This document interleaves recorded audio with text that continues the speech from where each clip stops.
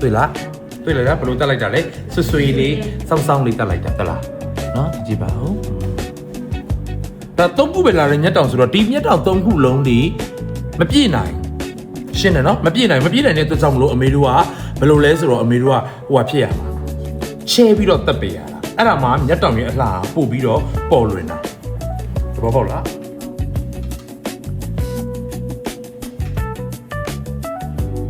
ဟုတ်လားအဲ့လိုချဲပြီးတနေရာနဲ့တနေရာပဲဖြစ်တယ်ချဲပြီးတော့တက်ပေးမှမျက်တောင်ရဲ့အလှ